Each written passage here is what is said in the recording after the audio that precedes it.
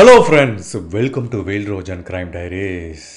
நீங்கள் எவ்வளவோ பேங்க் கொள்ளை வழக்கு சம்மந்தமான கேஸை நீங்கள் பார்த்துருப்பீங்க. ஜென்ரலாக இயர்லி 80s 90ஸ்லாம் ஒரு பேங்க் கொள்ளை எப்படி நடக்கும், ஒரு 4-5 பேர் முகமூடி போட்டு போவாங்க, அப்படி துப்பாக்கியை காட்டிட்டு எடுக்கிற எல்லா பணத்தையும் எடுப்பாங்க.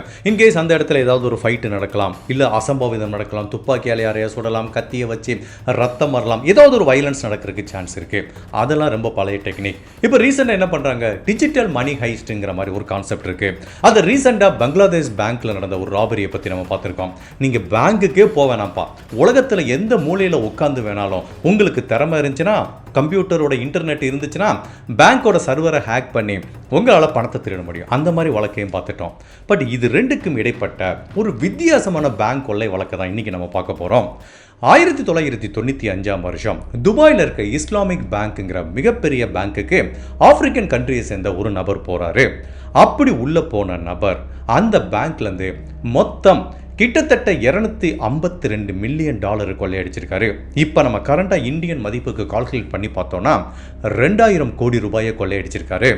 எந்தவித அசம்பாவிதமும் கிடையாது, ஒரு துப்பாக்கி கிடையாது, கத்தி கிடையாது, ரத்தம் கிடையாது, எந்த ஒரு ஆர்ப்பாட்டமும் இல்லாமல் ஒரு தனி நபரால் இவ்வளவு பெரிய பணத்தை எப்படி கொள்ளையடிக்க முடிஞ்சிச்சு அப்படிங்கிறதான் இந்த வழக்கோட ஒரு வித்தியாசமான பெர்ஸ்பெக்டிவாக நான் பார்க்குறேன்.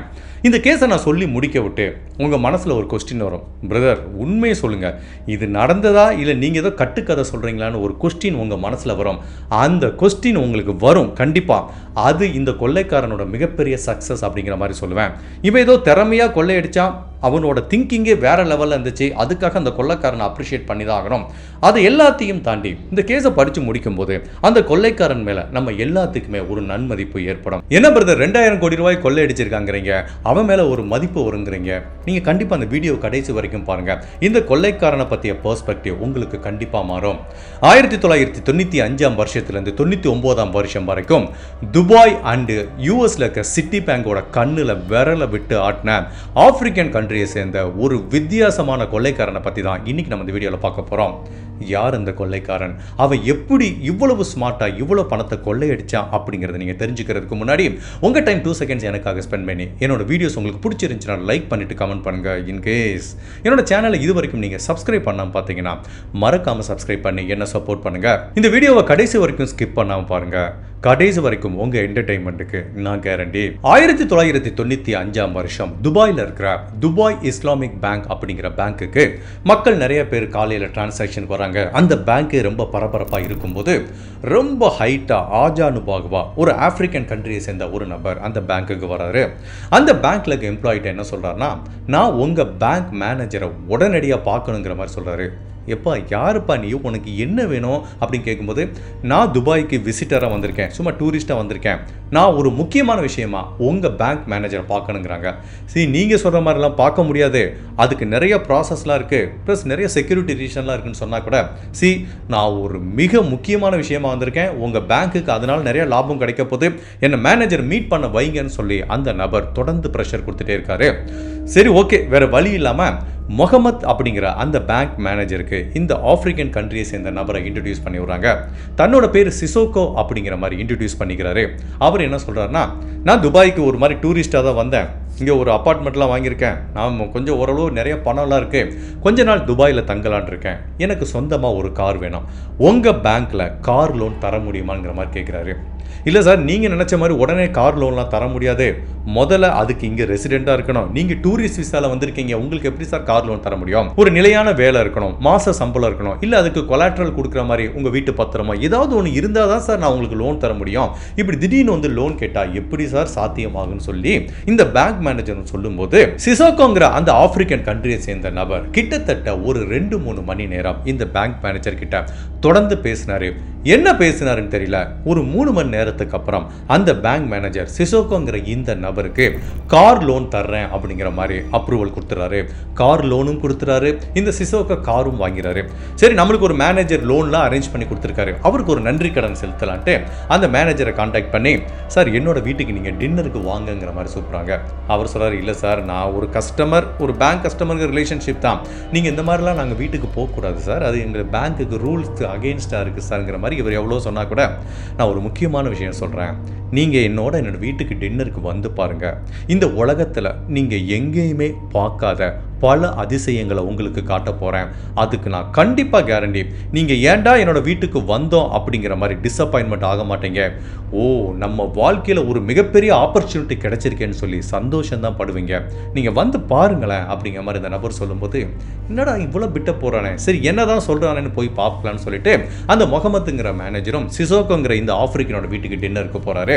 அப்படி டின்னருக்கு போகும்போது வெல்கம் ட்ரிங்க் கொடுத்து, நம்ம ஜென்ரலாக வீட்டில் கெஸ்ட்டு வந்தால் எப்படி இன்வைட் பண்ணுவோம், அந்த மாதிரி ஜாலியாக லிவிங் ரூமில் உட்காந்து பேசிகிட்டு இருக்கும்போது, சார் நான் உங்களுக்கு ஒரு விஷயம் காட்டுறேன், இது இந்த உலகத்தில் நீங்கள் எங்கேயுமே பார்த்துருக்க மாட்டீங்கிறாரு.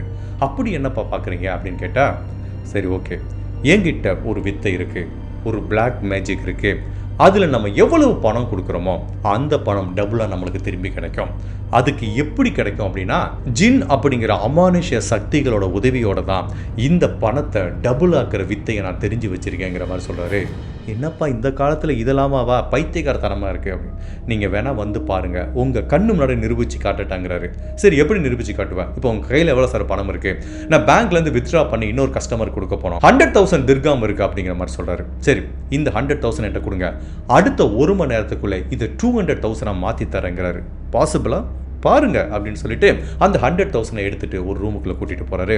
அந்த ரூமுக்குள்ள போனாலே ஒரு அமானுஷ்ய சக்தியை இவர் ஃபீல் பண்றாரு. எங்க பார்த்தாலும் ஒரு சாத்தானுக்கு வழிபடுற மாதிரி, பூஜை பண்ற மாதிரி ஒரு என்விரான்மெண்ட் இருக்கு. எங்க பார்த்தாலும் புகை மூட்டமா இருக்கு. இப்போ அங்க இருக்கிற ஒரு சின்ன ஒரு டேபிள்ல இந்த 100,000 பணத்தை வைக்கிறாங்க. அதுக்கப்புறம் இந்த சிசோக்காங்கிற நபர் சில மந்திரங்களை சொல்ல ஆரம்பிக்கும் போது திடீர்னு கரண்ட் போயிடுது. அந்த ரூமே கும் இருட்டாயிருது. அடுத்த ஒரு 2 செகண்ட்ஸ்க்குள்ள அந்த வீட்டுக்குள்ள ஒரு கபோர்ட் இருக்கு. அந்த கபோர்ட்லேருந்து ஒரு நபர் திறந்துட்டு அலறி அடிச்சுட்டு ஓடுறாரு, என்ன விட்டுருங்க விட்டுருங்கன்னு சொல்லி. இப்போ கூட வந்து அந்த பேங்க் மேனேஜருக்கு அள்ளு விட்டுருச்சு. என்னடா நம்ம 2 பேர் தான் இருக்கோம்னு நினைக்கிறோம், எவ்வளோ ரூமுக்குள்ள இருந்து அலறி அடிச்சுட்டு ஓடுறானே அப்படின்னு கேட்டதுக்கு, அது வேற யாரும் இல்லை, நான் ஏற்கனவே சொன்னேன்ல, ஜின்கிற அந்த அமானுஷ்ய சக்தி தான் அடிச்சு வரட்டிட்டு இருக்கு. அந்த ஜின்னை என்னோட கண்ட்ரோலுக்கு கொண்டுட்டு வந்து இந்த பணத்தை நான் டபுள் ஆக்க போறேன். உங்களுக்கு பயமா இருந்தா அப்பார்ட்மெண்ட்டுக்கு வெளியில ஒரு 10 நிமிஷம் நில்லுங்கன்னு சொல்றாரு. இந்த பேங்க் மேனேஜர் பயந்துட்டு வெளியில போறாரு. அடுத்த 10 நிமிஷத்துக்குள்ளே திரும்ப எலக்ட்ரிசிட்டி வந்துருது. இந்த வீட்டுக்குள்ள இந்த புகை மூட்டம் எல்லாமே கொஞ்சம் கொஞ்சமா குறைய ஆரம்பிக்குது. இப்போ சிசோக்கோங்கிற இந்த நபர் பேங்க் மேனேஜரை கூப்பிடுறாரு. அவரும் வர்றாரு. அப்ப டேபிள் நோக்கி கையை காமிக்கிறாரு. அங்க பாருங்க, 200,000 திர்காம் பணம் இருக்கு, எடுத்துட்டு போங்க, உங்களுக்காக ஜின் கொடுத்த பரிசுன்னு சொல்லும்போது இந்த பேங்க் மேனேஜரால நம்பவே முடியல. உண்மையிலே தான் காங்கிறது ஒரு ரியலா இல்லை இமேஜினேஷனா, இந்த மாதிரிலாம் பாசிபிள் இருக்குமா அந்த உலகத்துல? பிளாக் மேஜிக்ங்கிறத பத்தி நான் கேள்விப்பட்டிருக்கேன், பட் கண் கூட இப்பதான் பார்க்குறேன். ஸோ தான் கண் முன்னாடியே பணம் டபுள் ஆக்கப்பட்டதுனால இப்போ இந்த பேங்க் மேனேஜர் என்ன நம்புறாருன்னா, இது உண்மை, எவ்வளவு பணம் கொடுத்தாலும் நம்மளுக்கு டபுளாக கிடைக்கும் அப்படிங்கிறதையும் தாண்டி சிசோக்கோங்கிற இந்த நபர் மேலே அவருக்கு ஒரு அதீத நம்பிக்கை வர ஆரம்பிச்சிருச்சு. ஓகே, இப்போ நம்ம எவ்வளோ பணம் கொடுத்தாலும் சிசோக்கோங்கிற இந்த நபர் அதை நம்மளுக்கு டபுளாக்கி கொடுத்துருவான்னு தெரிஞ்சுட்டு அதுக்கப்புறம் சிசோக்கோங்கிற இந்த நபருக்கு நிறைய பணம் கொடுக்க ஆரம்பிக்கிறாரு. பணம் அப்படின்னா பேங்க்லேருந்து இப்படி எடுத்து டைரெக்டாக கொடுக்காம இந்த துபாய் பேங்க்லேயே சிசோக்காக்கு ஒரு பேங்க் அக்கௌண்ட் கிரியேட் பண்ணுறாரு. அதுக்கப்புறம் சிசோக்காக்கு இங்கே மட்டுமல்ல, உலகத்தில் பல இடங்களில் பேங்க் அக்கௌண்ட் இருக்குது. யூஎஸில் ஒரு பேங்க் அக்கௌண்ட் இருக்குது, ஃப்ரான்ஸில் இருக்குது, அதுக்கப்புறம் ஜெர்மனியில் இருக்குது. ஸோ இவர் என்ன பண்ணுறாரு, தொடர்ந்து சிசோக்காவோட பேங்க் அக்கௌண்ட்டுக்கு பணம் அனுப்பிட்டே இருக்காரு. கிட்டத்தட்ட ஒரு 2-3 வருஷம் டியூரேஷனில் 183 டிரான்சாக்ஷன் அனுப்பியிருக்காரு. 1995 வருஷத்துலேருந்து 99 வருஷம் வரைக்கும் மொத்தம் $252 மில்லியன் பணம் அனுப்பிச்சிருக்காரு. ஈவன் லோக்கல் திர்காம் கரன்சிக்கு மாத்தினா கிட்டத்தட்ட ஒரு 890 மில்லியன் திர்காம் இருக்கும். நம்ம இந்தியன் மணிக்கு இப்போ கரண்ட் மணிக்கு கிட்டத்தட்ட ஒரு 2000 கோடி ரூபாய் இருக்கும். இந்த 183 டிரான்சாக்ஷனையும் அவர் அடுத்தடுத்து அனுப்பியிருக்காரு. பட் ஒவ்வொரு டைமும் அவர் டிரான்சாக்ஷன் அனுப்பும்போது இந்த பணத்தில் அவர் எக்ஸ்பெக்டேஷன் என்ன, இப்போ நான் $1 மில்லியன் அனுப்புனா அது $2 மில்லியன் எனக்கு இந்த பையன் கொடுக்கணும் அப்படிங்கிறதா. பட் எந்தவித ரெஸ்பான்ஸும் ரிட்டர்ன் மணியும் இல்லாமல் தொடர்ந்து 183 டிரான்சாக்ஷன் இவர் அனுப்பிட்டே இருந்திருக்காரு. இப்போ நம்ம எல்லாத்துக்கும் ஒரு டவுட் வரும், சரி நம்ம கண்ணு முன்னாடி ஒரு 1000 பணத்தை 2000 மாற்றி நம்மளை நிரூபிச்சிருக்கான், அப்போ அவனுக்கு அடுத்து என்ன பண்ணுவோம், ஒரு பெரிய தொகையை கொடுப்போம். அந்த தொகையை அவன் மாற்றி கொடுத்தா தான் ஃபர்தராக நம்ம அவனுக்கு பணம் அனுப்பிட்டே இருக்கோம். பட் இந்த பேங்க் மேனேஜர் என்ன பண்ணுறாரு, அவங்ககிட்டேருந்து ரெஸ்பான்ஸ் டபுள் ஆகி பணம் வருதோ இல்லையோ தொடர்ந்து பணம் அனுப்பிட்டே இருக்காரு. இதுக்குரிய காரணம் என்னங்கிறது இப்போ வரைக்கும் யாருக்குமே தெரியல. அதுக்கு 2-3 தியரி சொல்றாங்க. ஒரு தியரி, பிளாக் மேஜிக்கை வச்சு இந்த சிசோக்காங்கிற நபர் பேங்க் மேனேஜரை கண்ட்ரோல் பண்ணியிருக்கலாம். இல்ல பிளாக் மேஜ்லாம் கட்டுக்கதை அப்படின்னா தன்னோட பணத்தாசைனால ஓகே இவன் எப்படி மாத்தி கொடுத்துருவான்னு சொல்லிட்டு தொடர்ந்து பணத்தை அனுப்பிட்டே இருக்கலாம். அப்படி இல்லைன்னா இந்த பிளாக் மேஜிக்கு பில்லி சூனியத்தை வச்சு தன்னோட குடும்பத்துக்கு இவன் மூலமா ஏதோ ஒரு பேராபத்து வருமோ அப்படிங்கிற பயமும் அந்த பேங்க் மேனேஜர் இருந்திருக்கலாம். இன்னொரு தேரி என்ன சொல்றாங்கன்னா மேபி இவர் இல்லீகலா இந்த சிசோகாக்கு 2-3 டிரான்சாக்ஷன் அனுப்பினதை வச்சு நீ பாரு எனக்கு பணம் அனுப்பிச்சிருக்க இதை உன் பேங்க்ல போய் போட்டு கொடுத்துருங்கிற மாதிரி சிசோகாவே இந்த நபரை பிளாக்மெயில் பண்ணிருக்கலாங்கிற மாதிரி ஒரு காரணம் சொல்றாங்க. இப்படி 3 நாள் தேரி சொன்னா கூட என்ன காரணத்துக்காண்டி இந்த பேங்க் மேனேஜர் ரிட்டர்ன் பணம் வராம தொடர்ந்து இவ்வளவு பெரிய தொகையை அனுப்பிட்டே இருந்தாருங்கிறது யாருக்கும் தெரியல. இப்போ நீங்க அடுத்த கொஸ்டின் கேட்கலாம், என்ன பிரதர் அதுக்காக ஒரு பேங்க்ல வேலை பார்க்குற ஒரு பேங்க் மேனேஜர் யாருக்கு வேணாலும் இவ்வளவு பணத்தை அனுப்பிட முடியுமா? என்ன இவ்வளவு நாள் பேங்க்ல யாரும் பார்க்காமலா இருக்காங்க? ₹1 இல்ல ₹2 இல்ல 2000 கோடி ரூபாய் பணம் வெளியில போயிருக்கு. அதை எப்படி ஒருத்தர் கூட நோட் பண்ணாம இருப்பாங்க? அந்த பேங்க்ல என்ன ஆடிட்டிங் யாருமே பண்ணாம இருப்பாங்க அப்படின்னு கேட்டா அதுக்குரிய ஆன்சரும் எங்கிட்ட இருக்கு. இந்த இன்சிடென்ட் நடந்தது 1995ஆம் வருஷம்.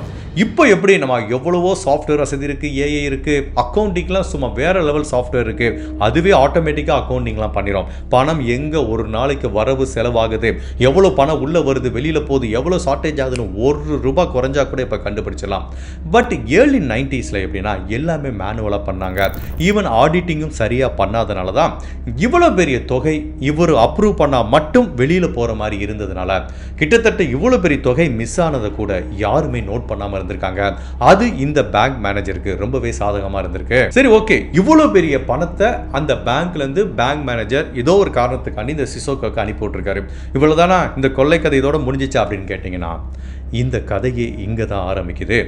1995ல தான் சிசோகாங்கிற இந்த நபர் பேங்க் மேனேஜரை மீட் பண்றாரு. அப்பதான் ஸ்லோவா அவருக்கு ஒவ்வொரு டைமும் பணம் அனுப்பிட்டே இருக்காரு. வேற வேற ஊர்ல இருக்க பேங்க் அக்கௌண்ட்டுக்கு அனுப்பிட்டு இருக்காரு. இந்த சிசோகாங்கிற நபர் எந்த ஊரை சேர்ந்தவர்னா ஆப்பிரிக்கால இருக்கிற மாலி அப்படிங்கிற ஒரு கண்ட்ரியை சேர்ந்த டெபியாங்கிற ஒரு சின்ன வில்லேஜை சேர்ந்தவர். ஸோ இவர் துபாய்க்கு வர்றாரு. பேங்க் மேனேஜரை மேனிப்புலேட் பண்ணி நிறைய மில்லியன் கணக்கான பணம் இவர் அக்கௌண்ட்டுக்கு வர ஆரம்பிக்குது. இந்த இன்சிடென்ட் நடக்க ஆரம்பிச்சது 95ஆம் வருஷம். ஸோ அந்த 95ஆம் வருஷம் சிசோகா என்ன பண்றாரு, தன்னோட சொந்த கிராமமான டெபியாக்கு போறாரு. இப்போ இவர்கிட்ட நிறைய பணம் வர ஆரம்பிச்சிருச்சு. அந்த பணத்தை தான் மட்டுமே வச்சுக்காம தன்னோட பின்தங்கிய கிராமத்தை முன்னேற்றத்துக்கு நிறைய உதவி செய்யறாரு. ஃபர்ஸ்ட் அந்த ஊர் மக்களுக்கு என்ன அடிப்படை தேவையோ எல்லாத்தையும் பண்ண ஆரம்பிக்கிறாரு. அதாவது இருக்க இருப்பிடம், கழிப்பிடம், அதுக்கப்புறம் அந்த மக்களுக்கு தேவையான மருத்துவ வசதி, கல்வி அப்படின்னு தான் கொள்ளையடிச்ச பணத்துல ஒரு மிகப்பெரிய பகுதியை தன்னோட சொந்த கிராம மக்களுக்கு அவர் செய்ய ஆரம்பிக்கிறாரு. இப்படியே சில மாசங்கள் சில வருடங்கள் கூட அவர் தன்னோட கிராமத்திலே தங்குறாரு. 95லேருந்து 96ஆம் வருஷம் வரைக்கும் அவர் அந்த கிராமத்தில் தங்கியிருக்காரு. பட் அந்த பேங்க் மேனேஜர் என்ன பண்றாரு, 95ஆம் வருஷம் இந்த டிரான்சாக்ஷன் ஆரம்பிச்சாரு. கண்டினியூஸா அந்த பணம் இவரோட அக்கௌண்ட்டுக்கு வந்துட்டே இருக்கு. அகைன் நான் முதல்ல சொன்னதான் என்ன காரணத்துக்காண்டி ரிட்டர்ன் பணம் வராம அந்த மேனேஜர் தொடர்ந்து அனுப்பிச்சிட்டே இருந்தாருங்கிறதுக்கு இப்போ வரைக்கும் யார்கிட்டயுமே விட இல்லை. ஸோ இப்போ 96ஆம் வருஷம் இந்த சிசோகா என்ன ஃபீல் பண்றாரு, சரி ஓகே இனிமேல் நம்மளுக்கு துபாயில் வேலை இல்லை, நம்ம இந்த உலகத்தில் எந்த மூலைக்கு போனாலும் துபாய் அக்கௌண்ட்ல இருந்து அந்த மேனேஜர் நம்மளுக்கு பணம் அனுப்பிச்சிட்டே இருப்பான். இப்போ துபாய் அக்கௌண்ட்ல இருக்க பணத்துல நிறைய காசு இருக்கு. ஈவன் அதே இஸ்லாமிக் பேங்க்ல இவர் பேர்ல ஒரு அக்கௌண்ட்ல மில்லியன் கணக்கான டாலர் இருக்கு. பட் இந்த சிசோகா என்ன ஃபீல் பண்றாருன்னா, எனக்கா ஒரு நாள் இந்த பேங்க்ல கண்டுபிடிச்சாங்க அப்படின்னா நான் இதே பேங்க்ல நம்ம அக்கௌண்ட்டையும் கண்டுபிடிச்சிருவானுங்க, அந்த அக்கௌண்ட்டையும் க்ளோஸ் பண்ணிடுவாங்க. ஸோ கூடிய விரைவில் இந்த பேங்க் அக்கௌண்ட்ல இருக்க பணத்தை நம்ம வேற இடத்துக்கு மாற்றணும்னு சொல்லிட்டு இப்போ நேராக அமெரிக்காவுக்கு போறாரு. எங்க நியூயார்க்குக்கு போறாரு. நியூயார்க்ல நேராக ஒரு சிட்டி பேங்க்ல போய் ஒரு அக்கௌண்ட் கிரியேட் பண்ணாரு. அந்த சிட்டி பேங்க்ல ஒரு பொண்ணு வேலை செய்யுது. கிட்டத்தட்ட 1 மணி நேரம் 2 மணி நேரம் தான் அந்த பொண்ணை கரெக்ட் பண்ணி நான் பணக்காரன், துபாயில் பாரு அக்கௌண்ட்ல பாரு இவ்வளவு காசு இருக்கு, நான் ஒரு மிகப்பெரிய தொகையை அமெரிக்காவுக்கு என்னோட அக்கௌண்ட்டுக்கு நான் மாற்ற போறேன், நீ என்ன கல்யாணம் பண்ணிக்கிறியா, உன்னை செல்வ செழிப்போட வாழ வைக்கிறேங்கிற மாதிரி சொல்றாரு. அந்த பொண்ணும் பணத்தாசைக்காக கல்யாணம் பண்ணிக்கிறாங்க. இவருக்கு ஏற்கனவே பல முறை கல்யாணமாகி பல மனைவிகள் சொந்த ஆப்பிரிக்கால இருக்காங்க. அவது எல்லாத்தையும் தெரிஞ்சும் இந்த அமெரிக்கால சிட்டி பேங்க்ல வேலை பார்க்குற பொண்ணு இந்த சிசோகாவை கல்யாணம் பண்றதுக்கு ரெடியா இருக்காங்க. இதுக்காக அவர் நிறைய பணம் தருவாருன்ட்டு. பட் சிசோகாவோட பிளானே வேற. அவர் எதுக்காக சம்பந்தமே இல்லாம இந்த மாதிரி பேங்க்ல வேலை பார்க்குற ஒரு பொண்ணை கல்யாணம் பண்ணணும் அப்படின்னா அங்கதான் இவரோட மூளை இருக்கு. துபாயில இருக்கிற மிகப்பெரிய பணத்தை இங்க சிட்டி பேங்க் மாத்தணும் அப்படின்னா கண்டிப்பா இந்த பேங்க்ல வேலை செய்யற ஒரு எம்ப்ளாயியோட உதவி வேணும். அது தன்னோட மனைவியா இருந்தா வேலை ரொம்பவே இலகுவாயிரும் அப்படிங்கிற நோக்கத்துக்காண்டி தான் இந்த பொண்ணை ஏமாத்தி கல்யாணம் பண்ணி இந்த பொண்ணையும் அதே சிட்டி பேங்க்ல வேலை பார்க்குற 2 பேரை கரெக்ட் பண்ணி மொத்தம் இந்த அமெரிக்கா நியூயார்க் சிட்டி பேங்க்ல வேலை செய்யற 3 பேரும் துபாயில இருக்கிற இந்த சிசாகோவோட அக்கௌண்ட்ல இருந்து கிட்டத்தட்ட ஒரு $100 to $150 மில்லியன் பணத்தை துபாய் பேங்க்ல இருந்து இப்ப சிட்டி பேங்க்குக்கு டிரான்ஸ்ஃபர் ஆகி கொண்டு வராங்க. இப்ப சிசாகோக்கு பயங்கர ரிலீஃப் ஆயிடுச்சு. துபாய் பேங்க்ல பணம் இருக்கிறது ரிஸ்க்னு அவருக்கு தெரியும். பட் இப்போ யுஎஸ் பேங்க் அக்கவுண்ட்ல $150 மில்லியன் இருக்கிறது அவருக்கு பயங்கர ரிலீஃபா இருக்கு. இவ்வளவு பெரிய தொகையை துபாயில இருந்து நம்மளுக்கு யுஎஸ்க்கு டிரான்ஸ்ஃபர் ஆகி கொண்டு வரதுக்கு உதவியா செஞ்ச தன்னோட மனைவிக்கும் அதுக்கு உடந்தைய அந்த 2 பேத்துக்கும் கிட்டத்தட்ட ஒரு $5 லட்சம் பணம் கொடுத்திருக்காரு. அதுக்கப்புறம் தன்னோட மனைவிங்கிற முறையில நிறைய பணம் அந்த பெண்ணுக்கு செலவழிக்க ஆரம்பிக்கிறாரு. சரி, ஓகே, இப்போ யூஎஸ்ல இருக்கோம், நம்ம அக்கௌண்ட்ல $150 மில்லியன் இருக்கு, நம்ம என்ன வேணாலும் செலவழிக்கலாம்னு சொல்லிட்டு ஒரு மிகப்பெரிய ஆடம்பரமான வாழ்க்கையை இவர் வாழ ஆரம்பிக்கிறாரு. First of all private jet வாங்குறாரு. அதுக்கப்புறம் சொகுசு பங்களா, விலையுயர்ந்த நகைகளை வாங்கி குமிக்க ஆரம்பிக்கிறாரு. வாரத்துக்கு 2-3 கார் வாங்குறாரு. எல்லாமே விலையுயர்ந்த கார் தான். இப்படி தனித்தனியா ஒரு பிரைவேட் ஜெட்ல வாங்கினதுக்கு அப்புறம் இவருக்கு ஒரு ஐடியா வருது. நம்ம கிராமத்து மக்கள் இருக்காங்க, அவங்களுக்கு டிரான்ஸ்போர்ட்டுக்கு எவ்வளவு கஷ்டமா இருக்கு. ஓகே, இப்போ நம்ம ஊர் பேர் என்ன, டெபியாங்கிற ஒரு கிராமம், அந்த கிராமத்து பேர்லயே ஒரு ஏர்லைன்ஸ் ஆரம்பிக்கிறோம் அப்படின்னு சொல்லிட்டு 2-3 போயிங் ஏரோப்ளேன் வாங்குறாரு. எல்லாமே செகண்ட் ஹேண்ட்ல தான் வாங்குறாரு. பிகாஸ் புதுசு வாங்கணும் ரொம்ப காஸ்ட்லி. அதனால ஒரு 3-4 ஏரோப்ளேன் வாங்கிட்டு டெபியா ஏர்லைன் அப்படிங்கிற பேர்ல ஒரு ஏர்லைன் ஆரம்பிக்கிறாரு. அவர் வாங்கின அந்த ஒவ்வொரு ஃபிளைட்லையும் பார்த்தீங்கன்னா 180 பேர் பயணம் செய்யலாம். அந்த ஏர்கிராஃப்ட்லாம் எங்க இருந்து ஆப்ரேட் ஆகும், அந்த கிராமத்தில் இருக்கிற டெபியாங்கிற ஏரியால இருந்து ஊர்ல இருக்க மற்றபடி நாடுகள் இருக்க எல்லா ஏரியாவுக்கும் தன்னோட நாட்டு மக்களும் தன்னோட கிராமத்து மக்களும் பயணம் செய்யணும் அப்படிங்கிற நோக்கத்தில் தான் இந்த ஏர்லைன்ஸ் ஆரம்பிக்கிறாரு. பட் அவர்கிட்ட இருக்கிறது 3 நாள் ஃபிளைட் தான். பிகாஸ் ஒரு $150 மில்லியன் அவர் என்னத்தை வாங்கிட முடியும். ஒரு 3 நாள் ஃபிளைட் வாங்கிட்டு டெபியா ஏர்லைன்ஸ்னு பேர் வச்சு ரிஜிஸ்ட்ரேஷன் பண்ணி என்னென்னமோ பண்ணி பார்க்குறாரு. அன்ஃபார்ச்சுனேட்டா இந்த சிசாகோவால அந்த ஏர்லைன்ஸை ரன் பண்ண முடியல, பிராக்டிக்கலா ரன் பண்ண முடியல. அதனால அவர் வாங்கின எல்லா ஃபிளைட்டுமே ரன்வேல சும்மாவே நின்றுட்டு இருக்கு. இதுல இவருக்கு ஒரு மிகப்பெரிய தொகை லாஸ் ஆகுது. அப்படி லாஸ் ஆனதான் இவருக்கு என்ன ப்ராப்ளம், இவருக்கு தான் துபாயில ஒரு பேங்க் மேனேஜர் இருக்கானே, இன்னுமே துபாயில இருக்க அந்த அக்கௌண்ட்டுக்கு பணத்தை அனுப்பிட்டே இருக்கான்.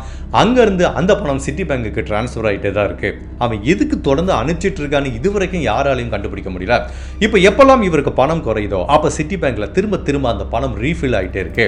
இப்போ அடுத்தபடியா இவருக்கு ஒரு ஐடியா வருது. சரி, ஓகேப்பா, ஒரு ஏர்லைன் நம்ம ஊர்ல பண்ண முடியல, நம்ம கிராமத்து மக்களுக்கு இப்போ ஒரு ஹாஸ்பிட்டல்லாம் கட்டி கொடுத்துட்டோம். பட் திடீர்னு ஒரு எமர்ஜென்சி, ஊர்ல யாராவது ஒருத்தருக்கு ஹார்ட் அட்டாக் வந்துச்சுன்னா பக்கத்துல இருக்க சிட்டில போயிட்டு ஆபரேஷன் பண்ணணும் அப்படின்னா சரியான போக்குவரத்து வசதி இல்லை. அதனால தன்னோட கிராமத்து மக்களுக்கு ஏர் ஆம்புலன்ஸ் பண்ணணும், அதுக்கு 2 ஹெலிகாப்டர் வாங்கணுங்கிற மாதிரி முடிவு பண்றாரு.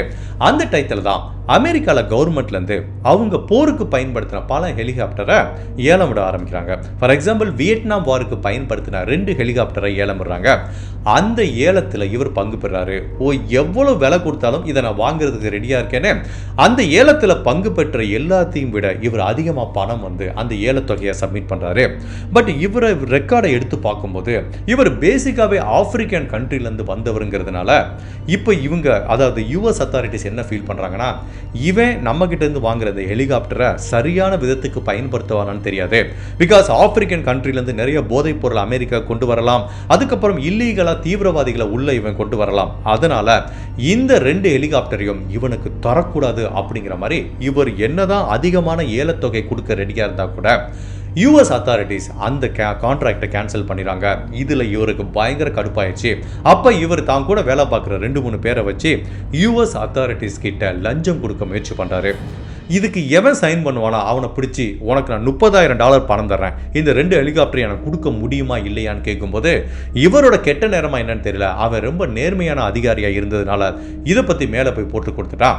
ஸோ ஏற்கனவே ஏலத்தொகை ரிஜெக்ட் செய்யப்பட்டா கூட லஞ்சம் கொடுத்து அந்த 2 ஹெலிகாப்டரை வாங்க இவர் முயற்சி பண்றாருன்னு அந்த குற்றத்துக்காக இவர் மேல வழக்கு பதிவு செஞ்சு இந்த சிசாகோங்கிற நபரை அரெஸ்ட் பண்றாங்க.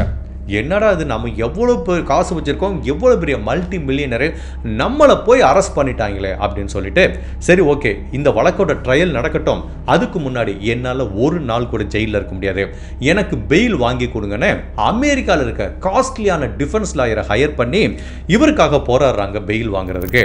பட் நீதிபதி என்ன சொல்கிறாரு, நான் பெயில் தரவே மாட்டேன், இவன் ஆப்பிரிக்கன் கண்ட்ரியை சேர்ந்தவன், நான் பெயிலில் விட்டுட்டா இவன் உடனே ஓடி போயிடுவாங்கிற மாதிரி நீதிபதி சொல்கிறாரு. இல்லை சார் நான் ஓட மாட்டேன், சட்டப்படி இது எல்லாத்தையும் சந்திக்கிறேன்னு சொன்னால் கூட நீதிபதி கேட்கறதுக்கு ரெடியாக இல்லை. அப்பவும் இந்த சிசோக்கோ விடுற மாதிரி தெரியல. அமெரிக்காவில் தனக்கு ஒரு மாதிரி ஜாமீன் கையெழுத்து போடுற மாதிரி, சரி நீங்கள் வந்து கோர்ட்டில் சொல்லுங்கள், சிசோக்கோ எங்கேயும் போக மாட்டாங்கன்னு சொல்லுங்கன்னு சொல்லிட்டு மிகப்பெரிய அத்தாரிட்டியை மில்லியன் கணக்காக பணத்தை கொடுத்து செலவழித்து பெரிய பெரிய அதிகாரிகளை கோர்ட்டுக்கு சாட்சி சொல்கிறது கூட்டு வர்றான். ஒரு 4-5 பேர் வந்துட்டு நீதிபதிட்ட சொல்கிறாங்க, சார் சிசோக்கோ பற்றி எங்களுக்கு தெரியும், அவர் பெரிய பிஸ்னஸ் மேனை எங்கேயும் ஓடி போக மாட்டார், நான் வேணா கையெழுத்து போடுறேன்னு அவ்வளோ பெரிய ரேங்கில் இருக்க ஹையர் அத்தாரிட்டிஸே வந்து கோர்ட்டில் சாட்சி சொன்னதை கேட்டு நீதிபதி ஆடி போயிட்டாரு. இந்த நீதிபதி வாழ்க்கையில் நான் எவ்வளவோ கேசஸ் விசாரிச்சிருக்கேன், ஒரு குற்றவாளிக்கு ஜாமீன் கையெழுத்து வாங்குறதுக்காக, பெயில் கையெழுத்து வாங்குறதுக்காக இவ்வளோ பெரிய அத்தாரிட்டிஸ் கோர்ட்டுக்கு வந்து இங்கே தான் நான் பார்க்குறேன் அப்படிங்கிற மாதிரி அவர் சொல்கிறாரு. இப்போ என்ன பண்ணுறதுன்னு நீதிபதிக்கு தெரியல, இவனை வெளியில் விடுறதும் ரிஸ்க்கு, இவங்க வேற வந்து இவ்வளோ தூரம் ப்ரெஷர் போடுறாங்க அப்படின்னு சொல்லிட்டு அந்த நீதிபதி ஒரு ட்ரிக்கு யூஸ் பண்ணுறாரு. சரி ஓகேப்பா உனக்கு நான் பெயில் தர்றேன், பட் அந்த பெயிலுக்கு அமௌண்ட்டா நீ $20 மில்லியன் பணத்தை சப்மிட் பண்ணிட்டா உனக்கு பெயில் தரேங்கிறாங்க. நீதிபதி என்ன நினைச்சாரு, இந்த காசெல்லாம் இவன் சப்மிட் பண்ண மாட்டான், பெரிய அமௌண்ட் நினைச்சிருந்தேன். அடுத்த செகண்டே இவர் என்ன சொல்றாரு, சார் அந்த $20 மில்லியன் பணத்தை நான் கட்டிடுறேன், என்ன பெயிலில் விடுங்கிறாரு. இப்போ வேற வழியே இல்லாமல் இவரை பெயிலில் விட்டாங்க.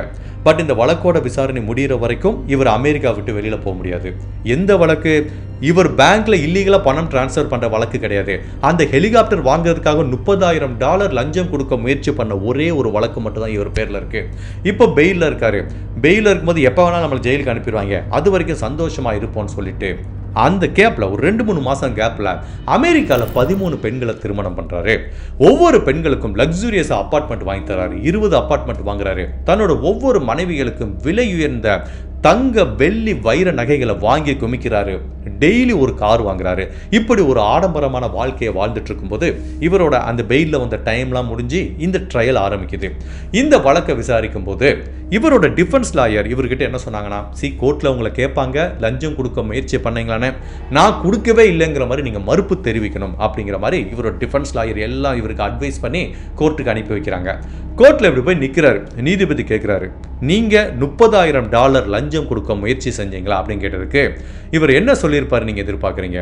இவர் டிஃபென்ஸ் லாயர் சொன்ன மாதிரி சொல்லாமல் இந்த சிசோக்கா என்ன சொல்கிறாருன்னா, எஸ் யுவர் ஆனர், நான் $30,000 பணம் கொடுத்து அந்த 2 ஹெலிகாப்டரோட கான்ட்ராக்டையும் வாங்குறதுக்கு நான் முயற்சி பண்ணது உண்மைதான், ஏன் மேலே தவறு இருக்கு அப்படிங்கிறத இவர் கன்ஃபர்ஷன் பண்ணிக்கிட்ட விட்டு இவங்களோட டிஃபென்ஸ் லாயராலே நம்ப முடியல. என்னடா இது, கஷ்டப்பட்டு பெயிலில் கூட்டு வந்தோம், இவன் மறுப்பு தெரிவிச்சாவது நம்ம போராடி இவனுக்கு விடுதலை வாங்கி தரலாம், இவன் போய் இப்போ ஒத்துக்கிட்டானே அப்படின்னு சொல்லும்போது இவர் லஞ்சம் கொடுக்க முயற்சி பண்ண குற்றத்துக்காக கிட்டத்தட்ட 45 நாள் மட்டும் சிறை தண்டனை கொடுக்குறாங்க. அதுக்கப்புறம் $2,50,000 ஃபைன் போடுறாங்க. சரின்னு சொல்லிட்டு இவரும் இப்போ 45 நாள் ஜெயிலுக்கு போகிறாரு. இப்போ அந்த டிஃபென்ஸ் லாயர் செம்ம கடுப்பாயிட்டாங்க. என்ன சார் இப்படி பண்ணீங்க, நான் உங்களை ஈஸியாக வெளியில் கொண்டு வந்திருப்பேன், எதுக்கு சார் அவங்ககிட்ட போய் நீங்கள் ஒத்துக்கிட்டீங்க கேட்டதுக்கு அங்கே தான் இந்த சிசோக்கோவோட மாஸ்டர் பிளானே புரியுது எல்லாத்துக்கும். சரி ஓகே, இப்போ நான் கோர்ட்டில் போயிட்டு லஞ்சம் கொடுக்க முயற்சி பண்ணலன்னு சொன்னால் யூஎஸ் அத்தாரிட்டிஸ் என்ன சும்மா இருப்பானா, என்னோட பேக்ரவுண்ட் எல்லாத்தையும் தோண்டி எடுக்க ஆரம்பிப்பான். அப்போ என்கிட்ட இவ்வளோ பணம் எங்கேருந்து வந்தது, சோர்ஸ் ஆஃப் இன்கம் என்னன்னு கேட்டால் நான் என்ன துபாயிலேருந்து ஏமாற்றிட்டு வரேன்னா சொல்ல முடியும். ஸோ யூஎஸ் அத்தாரிட்டிஸ் என்னோட இன்கம்லையோ என்னோட ஃபினான்ஷியல் ஸ்டேட்டஸ்குள்ளேயோ உள்ளே வர்றதை நான் விரும்பலை. ஸோ இந்த $30,000 நான் கொடுத்தேன், லஞ்சம் கொடுத்தேன்னா என்ன பண்ணுவாங்க, என்னை போய் ஜெயிலில் வைப்பாங்க, 45 நாளில் வெளில வந்துடுவேன். ஸோ நான் நிறுவன அந்த சாம்ராஜ்யம் அப்படியே இருக்குன்னு சொல்லிட்டு அவ்வளவு கிளவராக திங்க் பண்ணி ஒட்டுமொத்த யூஎஸ் அத்தாரிட்டிஸையும் ஏமாத்திருக்கான். சரி 45 நாள் ஜெயிலுக்கு போனானே, அங்கே அவ்வளோ நாள் இருந்தானு கேட்டால் ஜெயிலில் நன்னடத்தையோட அந்த காரணத்துக்காக 20 நாள்லேயே வெளில அனுப்புகிறாங்க.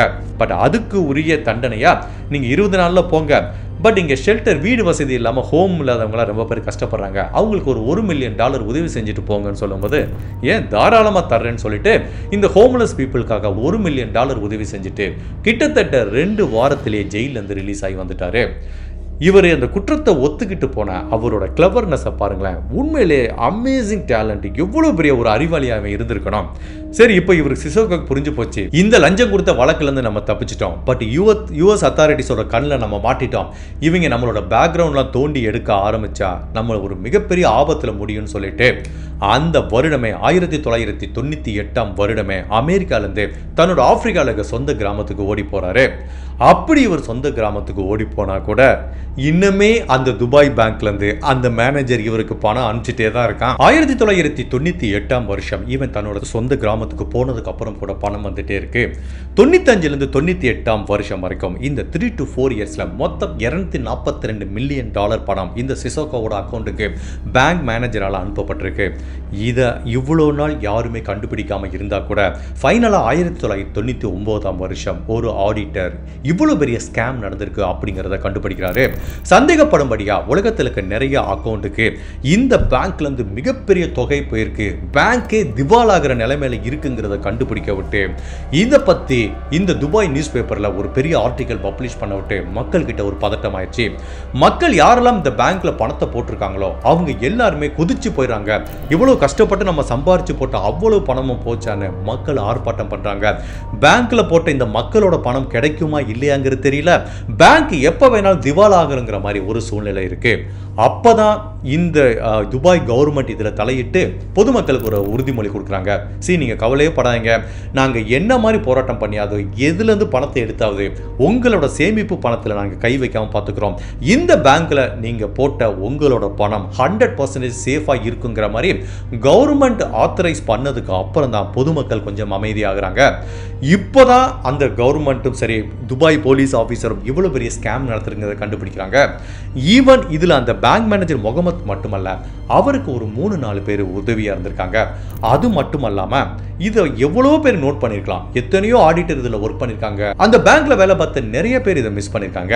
அதனால இப்ப துபாய் நீதிமன்றத்துல இவ்வளவு பெரிய தொகையை ஸ்கேம் பண்ண குற்றத்துக்காக மொத்தம் 17 பேர் மேல வழக்கு பதிவு செய்யறாங்க, இன்க்ளூடிங் இந்த மேனேஜர். அந்த மேனேஜர் தான் மெயின் கல்பிரேட். அதுக்கப்புறம் இந்த பணம் எங்க போச்சு அப்படின்னு செக் பண்ணி பார்க்கும்போது ஃபர்ஸ்ட் சிட்டி பேங்க் போயிருக்கிறத கண்டுபிடிக்கிறாங்க. உடனே சிட்டி பேங்க் மேலே போய் ஒரு கேஸ் போடுறாங்க. துபாய் பேங்க், நீங்கள் எங்கிட்ட இருந்து இல்லீகலாக பணத்தை மணி லாண்டரிங் பண்ணுறங்கிற மாதிரி சொல்கிறாங்க. பட் சிட்டி பேங்க் கரெக்டான டாக்குமெண்ட் கொடுக்குறாங்க. சிசோகோங்கிற ஒரு நபர் உங்கள் பேங்க்லேயே அக்கௌண்ட் வச்சிருக்காரு, சிட்டி பேங்க்லேயே அக்கௌண்ட் வச்சிருக்காரு, அங்கே இருந்து இவ்வளோ பெரிய பணம் டிரான்ஸ்ஃபர் ஆயிருக்கு, உங்கள் பேங்க் மேனேஜர் தான் அந்த பணத்தையே அப்ரூவ் பண்ணியிருக்காருங்கிற மாதிரி எல்லாமே லீகலாக நடந்ததுனால இந்த துபாய் பேங்கால் சிட்டி பேங்க் மேலே கேஸ் போட்டால் கூட ஒரு பைசா கூட வாங்க முடியல. இப்போ இந்த 17 பேர் மேலே பிளஸ் சிசோகா மேலேயும் ஒரு வழக்கு பதிவு செய்கிறாங்க. பட் சிசோகா எங்கே இருக்காரு? துபாயில் இல்லை. அவர் எங்கே இருக்காரு? தன்னோட சொந்த நாட்டில் இருக்காரு.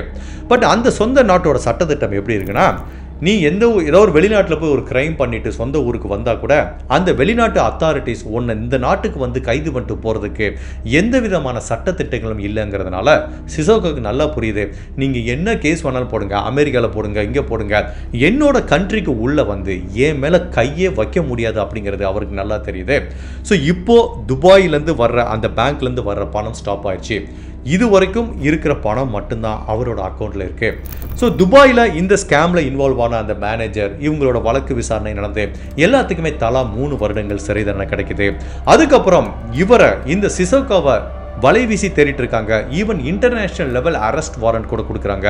இவர் அரெஸ்ட் பண்ணுறதுக்கு எவ்வளவோ முயற்சி பண்ணால் கூட கடைசி வரைக்கும் இந்த சிசோகா மேலே எந்த போலீஸாலையும் கை வைக்க முடியல.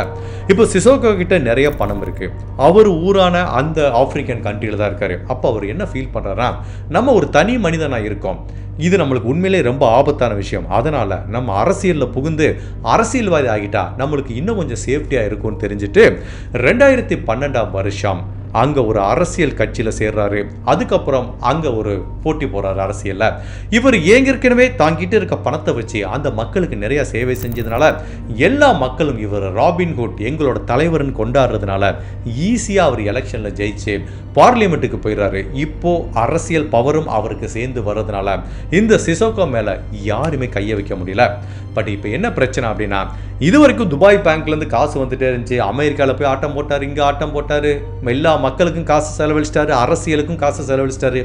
இப்போ அவர் அக்கௌண்ட்டில் சல்லி பைசா பணம் இல்லை. அப்போ தன்னோட கிராமத்துக்கே வர்றாரு, திரும்ப ஒரு எளிமையான வாழ்க்கையை வாழ ஆரம்பிக்கிறாரு. இப்போ பணம் இல்லை அப்படின்னா அங்கே அரசியலும் இல்லை, மக்களுக்கு உதவி செய்யலைன்னா மக்களும் ஓட்டு போட மாட்டாங்க. இப்போ ரீசெண்டாக நடந்த 2021 எலெக்ஷனில் அவர் படுதோல்வி அடைஞ்சிட்டாரு.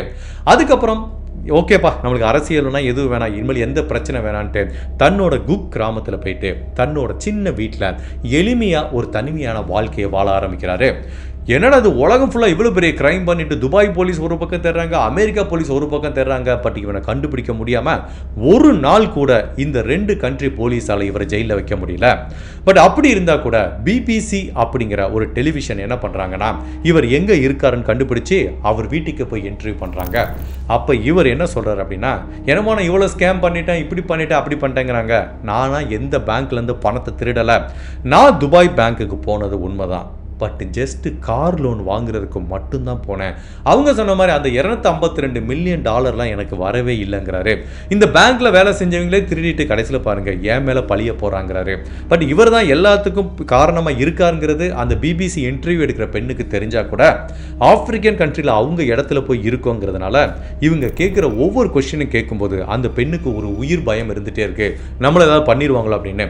பிகாஸ் அந்த பெண்ணு 1000 கொஸ்டின் கேட்கலாம். நீங்கள் சிட்டி பேங்க்கில் பணத்தை ஏமாத்துறீங்களா, அங்கே வேலை பார்த்த ஒரு பொண்ணை கல்யாணம் பண்ணீங்களா, இவ்வளோ ஏர்கிராஃப்ட் வாங்கினீங்களா, இதுக்கு எங்கேருந்து காசு வந்துச்சு அப்படின்னு 1000 கொஸ்டின் கேட்கலாம். பட் அப்படி இருந்தால் கூட அந்த இன்டர்வியூ சரியாக ஒரு முழுமை நிறைவடையலை. பிகாஸ் இன்டர்வியூ எடுக்கிற பெண்ணுக்கு தான் மேலே உயிர் பயம் இருந்தது. ஸோ அதுக்கப்புறம் ஒரு 2-3 வருஷம் தன்னோட கிராமத்தில் இருந்ததுக்கப்புறம் இப்போ ரீசெண்டாக தான் உடல்நிலை சரியில்லாமல் இந்த சிசாகோ கடைசியில் தன்னோட சொந்த கிராமத்திலே இறந்து போயிருக்காரு. நம்ம எவ்வளவோ பேங்க் ராபரி, மணி ஹைஸ்ட்லாம் பார்த்துருப்போம். உண்மையிலேயே இது ரொம்ப வித்தியாசமான ஸ்டோரி தான். இது நீங்கள் கூகுளில் கூட இந்த பேரை வச்சு தேடி பாருங்க. இது உண்மை கதை அப்படின்னு சொல்லலைன்னா இது யார் கேட்டாலுமே இது ஒரு ஃபேப்ரிகேட்டட் ஸ்டோரி மாதிரி தான் தெரியும். பிகாஸ் எப்படிப்பா ஒரு பேங்க் மேனேஜர் 4 வருஷம் தொடர்ந்து ஒருத்தர் சொல்லிட்டு போனாங்கிறதுக்காக பணத்தை அனுப்பிட்டே இருப்பாங்களா அப்படிங்கிற கொஸ்டின் எல்லாத்துக்குமே வரும். இப்போ வரைக்கும் அதுக்குரிய ரீசன் என்னங்கிறது தெரியாமல் இருந்தால் கூட நிறைய பேர் எக்ஸ்பர்ட் ஃபீல் பண்ணுற விஷயம் என்ன அப்படின்னா, ஒன்று பிளாக் மேஜிக்காக இருக்கலாம், அப்படி இல்லைன்னா இந்த சிசாகோ அந்த பேங்க் மேனேஜரை தொடர்ந்து மிரட்டல் தோணியில் ஏதோ ஒன்று பண்ணிகிட்டே இருந்திருக்க வாய்ப்பு இருக்குங்கிற மாதிரி தான் ஃபீல் பண்ணுறாங்க. அதாவது ஃபஸ்ட்டு பணத்தை டபுள் ஆக்குறங்கிற மாதிரி ஆசை காட்டி ஏமாற்றி அந்த பேங்க்கில் பணத்தை கையாடல் பண்ணி ஒரு செட்டாக பணத்தை வாங்கினதுக்கப்புறம் மேபி அந்த எவிடன்ஸை வச்சுட்டு அந்த பேங்க் மேனேஜரை இவர் தொடர்ந்து மிரட்டி இருக்கிறதுக்கு வாய்ப்பு இருக்கு. நீ எனக்கு தொடர்ந்து பணம் அனுப்பலாம் அப்படின்னா இதை பற்றி உங்கள் பேங்க் கிட்ட போட்டு கொடுத்துருவேன், எனக்கு ஒன்றும் பிரச்சனை இல்லை, நான் ஆப்பிரிக்கன் கண்ட்ரிக்கு என்னோட சொந்த ஊருக்கு போயிடுவேன், நீ வாழ்க்கை ஃபுல்லாக துபாய் ஜெயிலில் இருக்கணும் அப்படிங்கிற மாதிரி மேபி தொடர்ந்து மிரட்டி தான் இவ்வளவு பணத்தை அவர் அனுப்ப வச்சிருக்கலாங்கிற மாதிரி எக்ஸ்பர்ட் ஒரு தேரி சொல்கிறாங்க. பட் உண்மையிலேயே இந்த சிசாகோவோட மூளையை என்ன சொல்கிறது தெரியல. எப்படி ஒரு பேங்க் மேனேஜரை கன்வின்ஸ் பண்ணி இந்த அளவுக்கு பணத்தை இவரால் அனுப்ப வைக்க முடிஞ்சிச்சு அப்படிங்கிறத இன்னுமே என்னால் நம்ப முடியல. இவர் எந்த மாதிரி கிளவரான பர்சன் அப்படிங்கிறதுக்கு அந்த ஹெலிகாப்டர் விஷயத்தையே நான் உதாரணமாக சொல்வேன். அந்த $30,000 நான் தான் கொடுத்தேன் அப்படிங்கிறத அவர் அக்செப்ட் பண்ணிக்கிட்டதுக்கு சொன்னார் பார்த்தீங்களா ஒரு ரீசன். இதை நான் பண்ணலை அப்படின்னா போலீஸ் அடுத்து என்னோட ஃபினான்ஷியலில் தான் கை வைப்பானுங்க, அப்போ என்னை பற்றி பல உண்மைகள் தெளிய வந்துடும் அப்படிங்கிறதுக்காண்டி தான் எவ்வளவு விவரமாக எவ்வளவு கிளவராக இதை அழகாக எக்ஸிக்யூட் பண்ணியிருக்காரு.